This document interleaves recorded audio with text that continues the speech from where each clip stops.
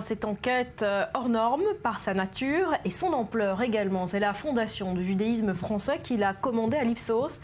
Un sondage réalisé sur 18 mois. Son objet, le vivre ensemble. Lise Barenbaum. Oui, c'est donc une enquête qui a été réalisée à partir de juillet 2014, c'est-à-dire avant et après les attentats de Charlie Hebdo, de l'Hypercacher et du mois de novembre. Et au programme, on a tous les thèmes sensibles du moment, religion, racisme, antisémitisme, terrorisme. Mais la grande particularité de ce sondage, c'est qu'il donne la parole aux juifs et aux musulmans désignés comme tels, alors que d'habitude la France refuse de découper sa population en catégories ethnico-religieuses. Selon Brice Teinturier, le directeur de l'Institut, pour obtenir les réponses les moins biaisées possibles, il fallait partir de la définition que se donne de lui-même l'interviewé, quels que soient les critères retenus, religieux, culturels ou familiaux. Les résultats sont assez inquiétants. Oui, ils montrent une France très méfiante. Un tiers des Français considèrent qu'une situation raciste peut se justifier.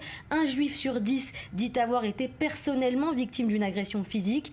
Côté musulman, 41% des personnes interrogées disent avoir essuyé personnellement des remarques ou des insultes. Alors Ariel Goldman, le président de la Fondation du judaïsme français qui a commandé cette étude, dit qu'elle n'est ni accusatrice ni généraliste, elle est juste une mesure des mots qui rongent la société française. Voilà, des mots et des actes aussi, parce que depuis, évidemment, on l'a vu, 2015 a été marqué par une hausse d'actes antisémites et anti-musulmans. Oui, en tout cas, selon les chiffres d'un rapport officiel publié par la délégation interministérielle à la lutte contre le racisme et l'antisémitisme, les actes xénophobes ont augmenté de 22% en 2015. Au total, 2032 actes et menaces recensés. C'est la première fois qu'on passe la barre des 2000 actes par an en France. Au niveau des violences antisémites, on reste à un très haut niveau avec 806 actes et menaces recensés. Les actes anti-musulmans, eux, ont triplé, plus 223% pour atteindre la barre des 429. Il ne faut pas oublier que les cimetières et les lieux de culte chrétiens ont aussi été touchés avec 810 atteintes, soit plus 20%